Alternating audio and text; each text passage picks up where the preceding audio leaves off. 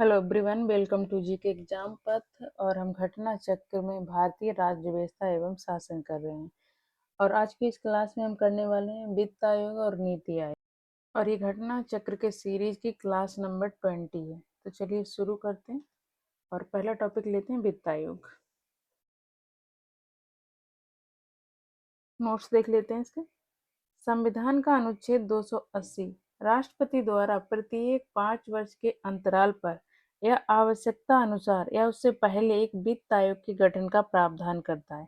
इसका मुख्य कार्य संघ और राज्यों के बीच करों के शुद्ध आगमों के वितरण के बारे में और राज्यों के बीच ऐसे आगमों के तत्संबंधी भाग के आवंटन के तरीके के संबंध में राष्ट्रपति को सिफारिश प्रस्तुत करना है। वित्त आयोग भारत की समेकित निधि संचित निधि से राज्यों के राजस्व में सहायता अनुदानों को शासित करने वाले सिद्धांतों की अनुशंसा भी करता है। ये राज्य के वित्त आयोग की सिफारिशें के आधार पर राज्य की पंचायतों और नगर पालिकाओं के संसाधनों की अनुपूर्ति हेतु राज्य की संचित निधि के संवर्धन हेतु आवश्यक उपाय भी राष्ट्रपति को अनुशंसित करता है। संविधान के अनुच्छेद 280 के क्लॉज 1 के तहत वित्त आयोग राष्ट्रपति द्वारा नियुक्त किए जाने वाले एक अध्यक्ष और 4 अन्य सदस्यों से मिलकर बनता है। प्रथम वित्त आयोग का गठन केसी नियोगी की अध्यक्षता में 22 नवंबर 1951 को किया गया था। 14वें वित्त आयोग के अध्यक्ष श्री वाई बी रेड्डी थे। 14वें वित्त आयोग की सिफारिशों की संदर्भ अवधि वर्ष 2015 से 2020 तक थी। 14वें वित्त आयोग ने केंद्र के विभाज्य कर पूल में राज्यों को हिस्सेदारी को 32% से बढ़ाकर 42% करने की अनुशंसा की थी। 15वें वित्त आयोग का गठन एन के सिंह की अध्यक्षता में किया गया था। 15वें वित्त आयोग ने वर्ष 2020-21 संदर्भ अवधि हेतु अपनी प्रथम रिपोर्ट 5 दिसंबर 2019 को तथा वर्ष 2021-22, 21 से 26 संदर्भ अवधि हेतु अपनी द्वितीय रिपोर्ट 9 नवंबर 2020 को सौंपी थी। 15वें वित्त आयोग ने केंद्रीय करों के निबल आगमों विभाज्य कर पूल का 41% अब तक के 42% के स्थान पर राज्यों के साथ साझा किए जाने की अनुशंसा की है। नवगठित जम्मू और कश्मीर तथा लद्दाख संघ राज्य क्षेत्रों की आवश्यकताओं के वित्तीयन हेतु एक कमी की गई है। उल्लेखनीय है कि 80वें संविधान संशोधन अधिनियम 2000 के तहत केंद्र द्वारा संग्रहित सभी करों के निवल आगमों अधिभारों एवं के अतिरिक्त और संग्रहण व्ययों को घटाकर अनुच्छेद 270 को अनुच्छेद 279 के साथ मिलाकर पढ़ने से परिभाषित को विभाज्य कर पूल के रूप में संघ और राज्यों के मध्य साझा किए जाने की व्यवस्था की गई है। राज्य वित्त आयोग अब हम क्वेश्चन कर लेते हैं। क्वेश्चन नंबर 1, सामान्य रूप में भारत में प्रति 5 वर्ष बाद वित्त आयोग की नियुक्ति की जाती है। राइट आंसर ऑप्शन डी, केंद्रीय अनुदान और संघ के राजस्व में राज्यों का अंश निर्धारित करने के लिए। संविधान का अनुच्छेद 280 प्रत्येक 5 वर्ष के अंतराल पर एक वित्त आयोग के गठन का प्रावधान करता है। इसका मुख्य कार्य संघ और राज्यों के बीच करों के शुद्ध आगमों के वितरण के बारे में और राज्यों के बीच ऐसे आगमों के आवंटन के तरीके के संबंध में राष्ट्रपति को सिफारिश प्रस्तुत करता है। वित्त आयोग भारत की समेकित निधि संचित निधि से राज्यों के राजस्व में सहायता अनुदानों को शासित करने वाले सिद्धांतों की भी अनुशंसा करता है। यह अपनी रिपोर्ट राष्ट्रपति को सौंपता है। ज्ञातव्य है कि पहले वित्त आयोग का गठन केसी नियोगी की अध्यक्षता में 22 नवंबर 1951 को किया गया था। क्वेश्चन नंबर 2, निम्न में से किस एक की सिफारिशों के आधार पर संघ एवं राज्यों के बीच वित्तीय वितरण होता है? राइट आंसर ऑप्शन ए, वित्त आयोग। क्वेश्चन नंबर 3, केंद्र तथा राज्यों के मध्य वित्त का विभाजन निम्न में से किसकी संस्तुतियों के आधार पर होता है? राइट आंसर ऑप्शन सी, वित्त। क्वेश्चन नंबर 4, निम्नलिखित में से कौन केंद्र और राज्यों के राजस्व बंटवारे के लिए मापदंडों की अनुशंसा करता है? राइट आंसर ऑप्शन ए, वित्त आयोग। क्वेश्चन नंबर 5, केंद्र एवं राज्यों के बीच करों की शुद्ध आय के वितरण के संदर्भ में निम्नलिखित में से कौन सी संस्था मूल सिद्धांत को निरूपित करेगी? राइट आंसर ऑप्शन सी, वित्त आयोग। क्वेश्चन नंबर 6, वित्त आयोग का गठन किया जाता है प्रत्येक 5 वर्ष में? राइट आंसर ऑप्शन सी, 5वें वर्ष।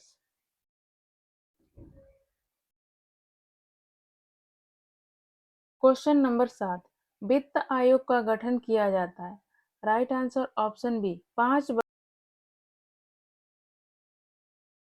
क्वेश्चन नंबर 8, नीचे दो कथन दिए गए हैं जिसमें से एक को अवकथन ए और दूसरे को कारण आर कहा गया है। अवकथन ए, वित्त आयोग के अध्यक्ष व सदस्यों की योग्यताओं का निर्धारण भारत का राष्ट्रपति करता है। कथन गलत है। योग्यताओं का निर्धारण संसद द्वारा किया जाता है, न कि राष्ट्रपति के द्वारा। आंसर होगा इसका संसद। कारण, अध्यक्ष व सदस्यों की नियुक्ति भारत के राष्ट्रपति के द्वारा की जाती है। कारण सही है। Right answer option D. संविधान के अनुच्छेद 280 के क्लॉज 2 के अनुसार संसद विधि द्वारा उन अर्हताओं का जो वित्त आयोग के सदस्यों के रूप में नियुक्ति के लिए अपेक्षित होंगी और उस रीति का जिससे उनका चयन किया जाएगा अवधारणा कर सकेगी। इसी के अनुसरण में संसद द्वारा बनाए गए वित्त आयोग प्रकीर्ण उपबंध अधिनियम 1951 में वित्त आयोग के अध्यक्ष एवं सदस्यों की योग्यताओं, नियुक्ति, कार्यकाल, अर्हता, वेतन तथा शक्तियों आदि को परिभाषित किया गया है। स्पष्ट है कि अवकथन ए असत्य है। संविधान के अनुच्छेद 280 के क्लॉज 1 के तहत वित्त आयोग के अध्यक्ष एवं सदस्यों की नियुक्ति राष्ट्रपति द्वारा की जाती है, अतः कारण आर सत्य है। क्वेश्चन नंबर 9, निम्न कथनों पर विचार कीजिए। वित्त आयोग का कार्य है: एक, भारत की संचित निधि से धन निकालने की अनुमति देना। कथन एक गलत है। कथन दो, प्राप्त करों के भागों को राज्यों के बीच में बांटना। कथन दो सही है। कथन तीन, सहायता अनुदान के लिए राज्यों के आवेदनों पर विचार। कथन तीन सही है। कथन चार, संघ सरकार तथा राज्य सरकारें बजट के प्रावधानों के अनुसार करों की उगाही कर रही हैं या नहीं इसकी देखरेख करना तथा उस पर रिपोर्ट देना। कथन चार गलत है। इनमें से कौन से कथन सही है? राइट आंसर ऑप्शन बी, 2 और 3 सही है। संविधान के अनुच्छेद 280 के क्लॉज 3 के अनुसार वित्त आयोग के कार्य केंद्र व राज्यों में राजस्व के वितरण और राज्यों के बीच उसके आवंटन के लिए मापदंडों, सिद्धांतों की अनुशंसा करना, संघ द्वारा राज्यों को दिए जाने वाले सहायता अनुदानों के संबंध में सिद्धांत निश्चित करना, 3, राज्यों के वित्त आयोग द्वारा दी गई सिफारिशों के आधार पर स्थानीय निकायों के विकास के लिए राज्य की निधि में वृद्धि के लिए आवश्यक उपाय सुझाना, और चौथा है कोई अन्य विषय जिसके बारे में राष्ट्रपति आयोग से सिफारिश करेगा भारत की संचित निधि से धन निकालने की अनुमति देना संसद का कार्य है। संघ सरकार तथा राज्य सरकारें बजट के प्रावधानों के अनुसार करों की उगाही कर रही हैं या नहीं इसकी देखरेख करना वित्त मंत्रालय का कार्य है। इस प्रकार कथन। क्वेश्चन नंबर 10, वित्त आयोग का मुख्य कार्य है। राइट आंसर ऑप्शन ए, केंद्रीय करों में राज्यों के भाग तथा केंद्र द्वारा राज्यों के लिए दी जाने वाली वित्तीय। क्वेश्चन नंबर 11, वित्त आयोग राष्ट्रपति को संस्तुति भेजने में मुख्य रूप से संबंधित है। कथन एक, राज्यों को दिए जाने वाले अनुदान के सिद्धांत से। ऑप्शन ए सही है। ऑप्शन बी, राज्यों एवं केंद्र के बीच करों के बंटवारे से। ऑप्शन बी सही है। राइट आंसर ऑप्शन डी, ए और बी दोनों सही है। क्वेश्चन नंबर 12, भारत के वित्त आयोग के संदर्भ में निम्नलिखित में से कौन सा एक। ऑप्शन ए, अवसंरचना विकास हेतु विदेशी पूंजी अंतर प्रवाह प्रोत्साहित करता है। ऑप्शन ए गलत है। ऑप्शन बी, वो सार्वजनिक क्षेत्र के प्रतिष्ठानों में समुचित वित्त वितरण को सुगम बनाता है। ऑप्शन बी गलत है। ऑप्शन सी, वह वित्तीय प्रशासन में पारदर्शिता सुनिश्चित करता है। ऑप्शन सी भी गलत है। ऑप्शन डी, इस संदर्भ में उपयुक्त ए, बी और तथा सी कथनों में से कोई भी सही नहीं है। Right answer option D. भारतीय संविधान के अनुच्छेद 280 के क्लॉज 3 के तहत भारत का वित्त आयोग निम्नलिखित मामलों में सुझाव देता है। एक, संघ और राज्यों के बीच करों के शुद्ध आगमों का वितरण। दूसरा, अनुच्छेद 275 के तहत भारत की संचित निधि में से राज्यों के राजस्व में सहायता अनुदान। तीसरा, राज्य वित्त आयोगों की सिफारिश के आधार पर राज्यों में स्थानीय निकायों, पंचायतों एवं नगरपालिकाओं के संसाधनों की अनुपूर्ति हेतु राज्य की संचित निधि के संवर्धन के लिए उपाय। चौथा, सुदृढ़ वित्त के हित में अन्य कोई विषय जो राष्ट्रपति आयोग को निर्दिष्ट करे। क्वेश्चन नंबर 13, भारत में संघीय वित्त आयोग संबंध रखता है। Right answer option B. Question number 14, केंद्र व राज्यों के मध्य वित्त का बंटवारा किसकी सिफारिश पर होता है। राइट आंसर ऑप्शन बी, वित्त आयोग की सिफारिश पर। क्वेश्चन नंबर 15, 12वें वित्त आयोग के अध्यक्ष कौन थे। राइट आंसर ऑप्शन डी, सी रंगराजन। भारतीय संविधान में अनुच्छेद 280 के तहत प्रत्येक 5 वर्ष के बाद वित्त आयोग का गठन का प्रावधान है। वित्त आयोग में एक अध्यक्ष के अतिरिक्त 4 अन्य सदस्य होते हैं जिनकी नियुक्ति भारत के राष्ट्रपति के द्वारा की जाती है। वित्त आयोग का मुख्य कार्य केंद्र एवं राज्यों के बीच करों का बंटवारे के अतिरिक्त केंद्र द्वारा राज्यों को दी जाने वाली सहायता के अनुदान राशि के संबंध में राष्ट्रपति को सिफारिश करना। अनुच्छेद 281 के तहत राष्ट्रपति इन सिफारिशों को उन पर की गई कार्यवाहियों के स्पष्टीकारक ज्ञापन सहित संसद के प्रत्येक सदन के पटल पर रखवाता है। 12वें वित्त आयोग की अनुशंसाओं की संदर्भ अवधि वर्ष 2005 से 2010 तक थी। इसका अध्यक्ष रिजर्व बैंक के पूर्व गवर्नर डॉक्टर सी रंगराजन को बनाया गया था। 13वें वित्त आयोग के अध्यक्ष विजय केलकर थे। 14वें वित्त आयोग 15वें वित्त आयोग का गठन नवंबर 2017 में डॉक्टर एन के सिंह की अध्यक्षता में किया गया था, जिसने वर्ष 2020-21 की संदर्भ अवधि हेतु अपनी पहली रिपोर्ट 5 दिसंबर 2019 को तथा वर्ष 2021-26 की संदर्भ अवधि हेतु अपनी दूसरी रिपोर्ट 9 नवंबर। क्वेश्चन नंबर 16, संविधान लागू होने के पश्चात अब तक कितने वित्तीय आयोग बनाए जा चुके हैं।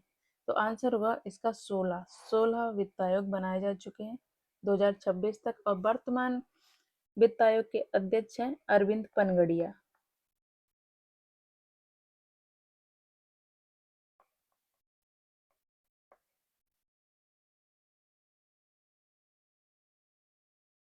क्वेश्चन नंबर 17, 13वें वित्त आयोग के अध्यक्ष कौन थे। राइट आंसर ऑप्शन सी, विजय केलकर। क्वेश्चन नंबर 18, 14वें वित्त आयोग का अध्यक्ष निम्नलिखित में से कौन था। Right answer option. Question number 19, वित्त आयोग का एक चेयरमैन होता है और राइट आंसर ऑप्शन सी, वित्त आयोग 5 सदस्यों से मिलकर बनता है जिसमें एक अध्यक्ष होते हैं और 4 सदस्य। क्वेश्चन नंबर 20, निम्नलिखित में से कौन वित्त आयोग द्वारा की गई प्रत्येक सिफारिश को संसद के प्रत्येक सदन के समक्ष रखवाएगा। Right answer option A, Bharat का राष्ट्रपति।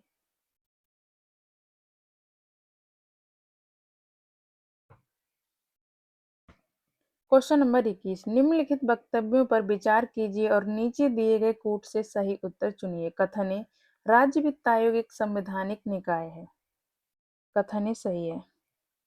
कारण, संघीय वित्त आयोग पंचायतों को वित्तीय सहायता देने के लिए संस्तुति नहीं कर सकता। कारण गलत है। आंसर होगा ए सही है, आर गलत है। राइट आंसर ऑप्शन सी, ए सही है किंतु आर गलत है। भारतीय संविधान के अनुच्छेद 243 आई 243 झा के तहत ये प्रावधान है कि राज्यपाल 73वें संविधान संशोधन अधिनियम 1992 के लागू होने के 1 वर्ष के अंदर तथा उसके बाद प्रत्येक 5 वर्ष बाद एक वित्त आयोग की स्थापना करेगा, जो कि पंचायतों की वित्तीय स्थिति का पुनर्वलोकन करेगा। साथ ही अनुच्छेद 243 बाई 243 माह के तहत ये वित्त आयोग नगर पालिकाओं की वित्तीय स्थिति का भी पुनर्वलोकन करता है। इस प्रकार राज्य वित्त आयोग एक संवैधानिक संस्था है। वहीं अनुच्छेद 280 के क्लॉज 3 के बी के अनुसार संघीय वित्त आयोग राज्य वित्त आयोग की सिफारिशों के आधार पर राज्य की पंचायतों को संसाधन की उपलब्धता के लिए राज्य की संचित निधि में वृद्धि के लिए आवश्यक उपाय सुझाएगा। इस प्रकार कथन। क्वेश्चन नंबर 22, राज्य वित्त आयोग के संबंध में निम्नलिखित कथनों में से कौन सा सही है? राइट आंसर ऑप्शन बी, यह एक संवैधानिक संस्था है और इसका उल्लेख अनुच्छेद 243 आई में मिलता है। क्वेश्चन नंबर 23, राज्य वित्त आयोग है एक। अब हम नोट्स देख लेते हैं। योजना आयोग एक संविधानेतर संस्था थी। इसका संविधान में कोई उल्लेख नहीं था। इसे परामर्शदात्री संस्था भी माना जाता था। योजना आयोग का गठन केंद्रीय मंत्रिमंडल के एक संकल्प द्वारा 15 मार्च 1950 को किया गया था। योजना आयोग के प्रथम उपाध्यक्ष गुलजारी लाल नंदा थे। इसका मुख्य कार्य भारत की पंचवर्षीय योजना का निर्माण करना था। योजना आयोग को समाप्त कर उसके स्थान पर 1 जनवरी 2015 को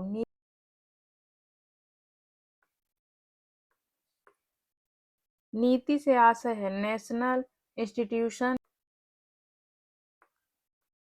प्रधानमंत्री ही नीति आयोग का पदेन अध्यक्ष होता है। वर्तमान में नीति आयोग के उपाध्यक्ष राजीव कुमार नहीं, वर्तमान में नीति आयोग के जो उपाध्यक्ष हैं वो है अशोक कुमार लाहिड़ी।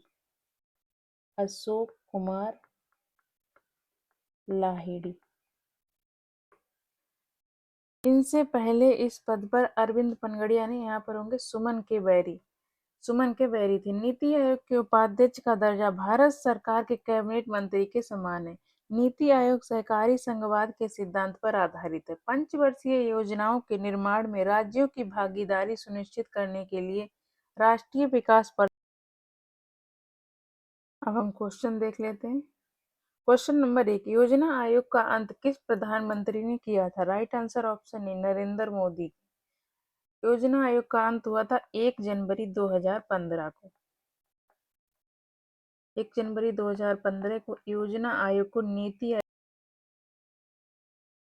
प्रधानमंत्री नरेंद्र मोदी ने 15 अगस्त 2014 को लाल किला की प्राचीर से स्पष्टता उद्घोषित किया था कि योजना आयोग के स्थान पर नया संस्थान अस्तित्व में आएगा। तदनुसार योजना आयोग को समाप्त कर उसके स्थान पर संघीय मंत्रिपरिषद द्वारा पारित एक विशिष्ट प्रस्ताव से 1 जनवरी 2015 को NITI Aayog NITI national institution for transforming India स्थापित कर दिया गया है। वर्तमान में इसके उपाध्यक्ष अशोक कुमार लाहिड़ी हैं। क्वेश्चन नंबर 2, भारत में नीति आयोग की स्थापना जनवरी 2015 में की गई थी। राइट आंसर ऑप्शन सी, संघीय मंत्रिपरिषद द्वारा पारित एक विशिष्ट प्रस्ताव से। क्वेश्चन नंबर 3, योजना आयोग को प्रतिस्थापित करते हुए निम्नांकित में से किस दिन नीति आयोग अस्तित्व में आया? राइट आंसर ऑप्शन सी, 1 जनवरी 2015। क्वेश्चन नंबर 4, नीति आयोग के प्रथम उपाध्यक्ष कौन थे? Right answer option C, Arvind Panagariya. NITI Aayog के प्रथम उपाध्यक्ष अरविंद पनगड़िया थे, जो कि जनवरी 2015 से अगस्त 2017 के दौरान इस पद पर रहे। वर्तमान में नीति आयोग के उपाध्यक्ष अशोक कुमार लाहिड़ी हैं। उल्लेखनीय है कि योजना आयोग की तरह नीति आयोग का भी पदेन। क्वेश्चन नंबर 5, योजना आयोग की स्थापना कब हुई थी? राइट आंसर ऑप्शन बी, 15 मार्च 1950 को। योजना आयोग एक संविधानेतर संस्था थी। इसका संविधान में कोई उल्लेख नहीं था। इसका गठन केंद्रीय मंत्रिमंडल के एक संकल्प द्वारा। क्वेश्चन नंबर 6, योजना आयोग की स्थापना की गई थी। राइट आंसर ऑप्शन सी, संघीय मंत्रिपरिषद। क्वेश्चन नंबर 7, निम्नलिखित में से कौन एक संविधानेतर संस्था है? Right answer option D, NITI Aayog एक संविधानेतर संस्था है। और वित्त आयोग संवैधानिक संस्था है, इसका उल्लेख है अनुच्छेद 280 में। निर्वाचन आयोग ये है 324 में। और संघ लोक सेवा आयोग ये है अनुच्छेद 315 में। प्रश्नानुसार दिए गए विकल्पों में नीति आयोग एक संवैधानेतर संस्था है, इसका उल्लेख संविधान में नहीं है। इसकी स्थापना 1 जनवरी 2015 को केंद्रीय मंत्रिमंडल के एक संकल्प द्वारा की गई थी, जबकि संघ लोक सेवा आयोग अनुच्छेद 315, वित्त आयोग अनुच्छेद 280 तथा निर्वाचन आयोग अनुच्छेद 324 संवैधानिक संस्थाएं हैं। क्वेश्चन नंबर 8, निम्नलिखित में से कौन सा एक संविधानेतर संस्था है? Right answer option B, NITI Aayog. वित्त आयोग 280, निर्वाचन आयोग ये 324 हो गया, और अंतर्राज्यीय परिषद। क्वेश्चन नंबर 9, निम्नलिखित में से कौन एक संवैधानिक निकाय नहीं है? राइट आंसर ऑप्शन डी, योजना आयोग। योजना आयोग की स्थापना हुई थी 1950 में। प्रश्नगत आयोगों में संविधान के अनुच्छेद 315 में संघ लोक सेवा आयोग और राज्यों के लिए लोक सेवा आयोगों तथा अनुच्छेद 280 में वित्त आयोग की व्यवस्था है, जबकि योजना आयोग की व्यवस्था संविधान में नहीं है। योजना आयोग की स्थापना वर्ष 1950 में एक कार्यपालिका आदेश द्वारा की गई थी।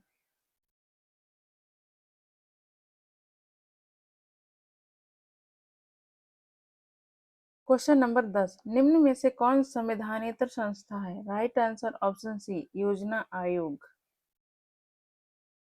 योजना आयोग एक संवैधानेतर संस्था थी क्योंकि इसका संविधान में कोई उल्लेख नहीं था, जबकि संघ लोक सेवा आयोग अनुच्छेद 315, वित्त आयोग अनुच्छेद 280, चुनाव आयोग अनुच्छेद 324 एवं अंतर्राज्यीय परिषद अनुच्छेद 263 आदि संवैधानिक निकाय हैं। क्वेश्चन नंबर 11, निम्नलिखित में से कौन एक संविधान का अंग नहीं? राइट आंसर होगा ऑप्शन डी, योजना आयोग। क्वेश्चन नंबर 12, निम्नलिखित में से कौन एक संवैधानिक संस्था या निकाय नहीं है? राइट आंसर है ऑप्शन बी, योजना आयोग।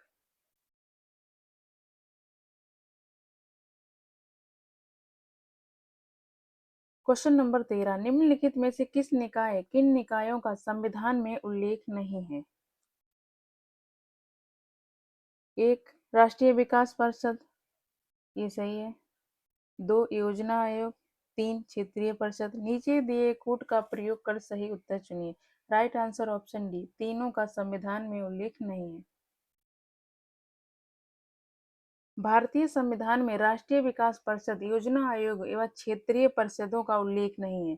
राष्ट्रीय विकास परिषद वर्ष 1952 में योजना आयोग के अनुषंग के रूप में बनाई गई थी, जिससे राज्यों को योजनाओं के निर्माण में सहयुक्त किया जा सके। योजना आयोग एक संविधानेतर निकाय था जो संघ के मंत्रिमंडल भारत सरकार के एक संकल्प द्वारा 1950 में गठित किया गया था। क्षेत्रीय परिषदों का गठन संसदीय अधिनियमों के तहत किया गया था। क्वेश्चन नंबर 14, भारत के योजना आयोग का प्रथम अध्यक्ष कौन था? Right answer option B, Pandit Jawaharlal Nehru. योजना आयोग का अध्यक्ष प्रधानमंत्री होता है। योजना आयोग के प्रथम अध्यक्ष तत्कालीन प्रधानमंत्री जवाहरलाल नेहरू थे, क्योंकि प्रधानमंत्री ही इसका पदेन अध्यक्ष होता है। योजना आयोग के स्थान पर स्थापित नवीनतम नीति आयोग के पदेन अध्यक्ष भी प्रधानमंत्री ही हैं। क्वेश्चन नंबर 15, योजना आयोग का अध्यक्ष कौन होता है? राइट आंसर ऑप्शन बी, प्रधान। क्वेश्चन नंबर 16, योजना आयोग के पदेन अध्यक्ष हैं? राइट आंसर ऑप्शन डी, प्रधानमंत्री। क्वेश्चन नंबर 17, नीति आयोग के विषय में निम्नलिखित में से कौन सा एक सही नहीं है? राइट आंसर ऑप्शन बी, इसमें एक पूर्णकालिक अध्यक्ष होता है। अब कौन से सही है ये देख लेते हैं। इसका गठन योजना आयोग के स्थान पर किया गया था। इसका गठन जनवरी 2015 में किया गया था, ये भी सही है। ये सहकारी संघवाद के सिद्धांत पर आधारित है, ये भी सही है। और सही कौन सा नहीं है?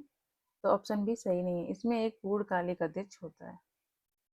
नीति आयोग के विषय में विकल्प भी सही नहीं है, क्योंकि नीति आयोग का अध्यक्ष प्रधानमंत्री होता है, जो प्रधानमंत्री के कार्यकाल के साथ साथ बदलता रहता है।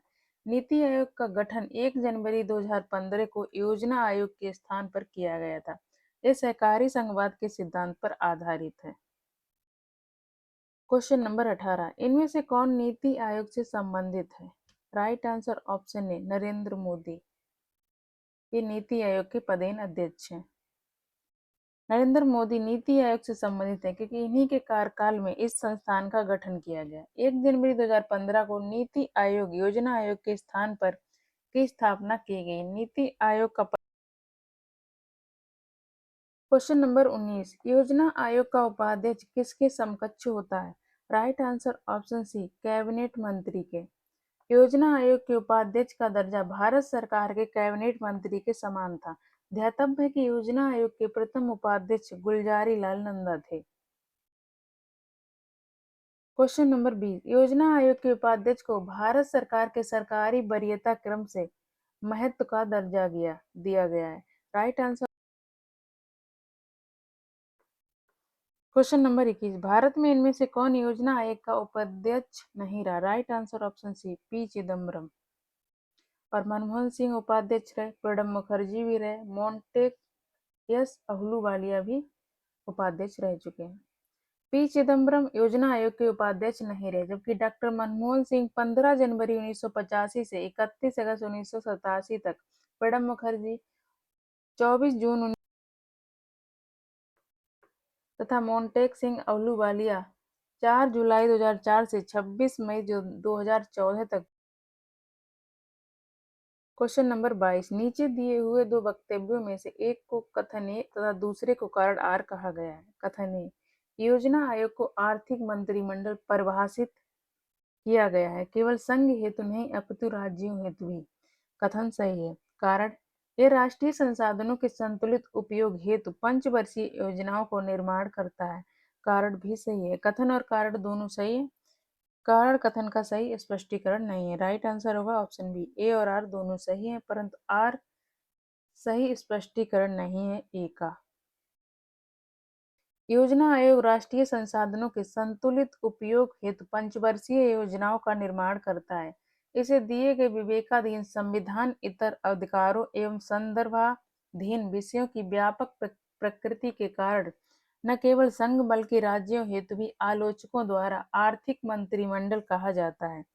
इस प्रकार कथन एवं कारण दोनों सही हैं, परंतु कारण कथन की सही स्पष्ट व्याख्या नहीं कर रहा है।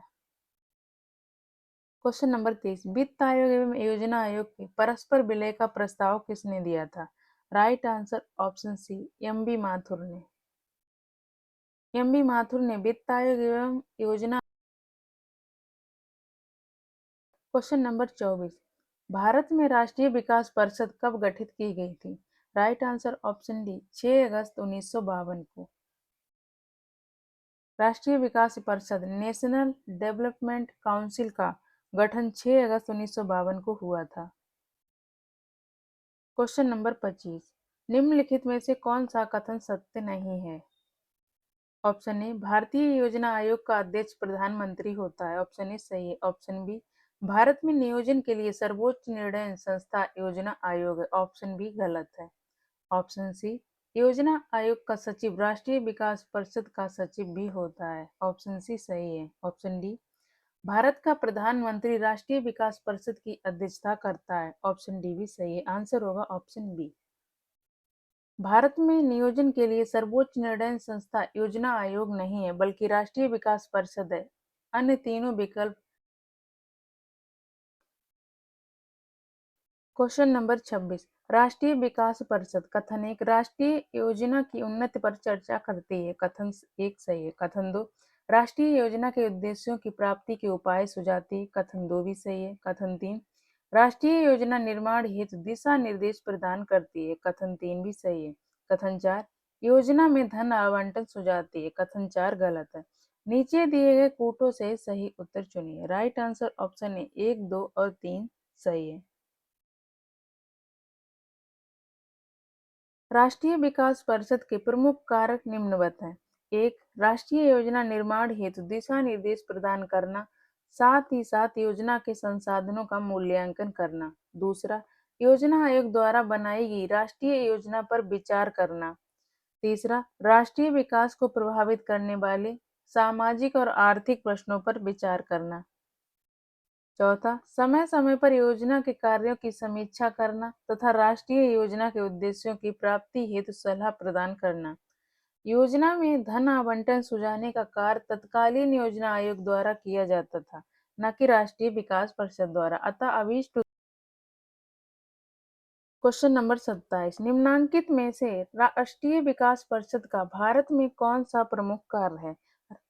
ऑप्शन ए, योजना के क्रियान्वयन हेतु राज्यों के संसाधनों एवं प्रयासों को गतिशील करना। ऑप्शन ए सही है। ऑप्शन बी, सभी महत्वपूर्ण क्षेत्रों में सामान्य नीतियों का विकास करना। ऑप्शन बी सही है। ऑप्शन सी, देश के सभी क्षेत्रों में संतुलित विकास को सुनिश्चित करना। ऑप्शन सी सही है। ऑप्शन डी, उपयुक्त में से सभी। राइट आंसर ऑप्शन डी होगा, उपयुक्त सभी सही है। क्वेश्चन नंबर 28, निम्नलिखित में से कौन राष्ट्रीय विकास परिषद की रचना करते हैं? एक, प्रधानमंत्री सही है। दो, अध्यक्ष वित्त आयोग के, ये गलत हो गया। तीन, संघीय मंत्रिमंडल के मंत्रीगण, ये भी सही है। चार, राज्यों के मुख्यमंत्री, ये भी सही है। नीचे दिए गए कोड का प्रयोग कर सही उत्तर चुनिए। राइट आंसर ऑप्शन बी, एक, तीन और चार सही है। राष्ट्रीय विकास परिषद का गठन अगस्त 1952 में किया गया था। राष्ट्रीय विकास परिषद की रचना में निम्नलिखित सदस्यों का प्रावधान किया गया है। एक, प्रधानमंत्री, इसके अध्यक्ष या प्रमुख के रूप में। दो, संघीय मंत्रिमंडल के सभी मंत्रीगण। तीन, सभी राज्यों के मुख्यमंत्री। चार, सभी केंद्र शासित राज्यों के मुख्यमंत्री प्रशासक। पांच, योजना आयोग के सदस्य। क्वेश्चन नंबर 29, राष्ट्रीय विकास परिषद का मुख्य संबंध है। राइट आंसर ऑप्शन ए, पंचवर्षीय योजनाओं के अनुमोदन से। पंचवर्षीय योजनाओं के निर्माण में राज्यों की भागीदारी सुनिश्चित करने हेतु राष्ट्रीय विकास परिषद का गठन 6 अगस्त 1952 को किया गया था। राष्ट्रीय विकास परिषद का अध्यक्ष प्रधानमंत्री होता है तथा सभी राज्यों के मुख्यमंत्री इसके सदस्य हैं। योजना आयोग का सचिव इसका भी पदेन सचिव होता है। योजना आयोग तथा राज्य सरकारों के बीच समन्वयकर्ता का कार्य राष्ट्रीय विकास परिषद द्वारा किया जाता है। क्वेश्चन नंबर 30, राष्ट्रीय विकास परिषद के सचिव के रूप में भूमिका कौन निभाता है? राइट आंसर ऑप्शन सी, सचिव, योजना आयोग का सचिव। क्वेश्चन नंबर 31, निम्नलिखित में से कौन योजना आयोग तथा राज्य सरकारों के बीच समन्वयकर्ता का कार्य करता है? राइट आंसर ऑप्शन सी, राष्ट्रीय विकास परिषद। क्वेश्चन नंबर 32, राष्ट्रीय विकास परिषद की अध्यक्षता कौन करता है? Right answer option B, Bharat का प्रधानमंत्री। इसी के साथ क्लास का एंड करते हैं। मिलते हैं नेक्स्ट क्लास में एक नए टॉपिक के साथ। अगर आपको क्लास पसंद आई हो तो लाइक एंड शेयर कर देना, चैनल को सब्सक्राइब करने लेना।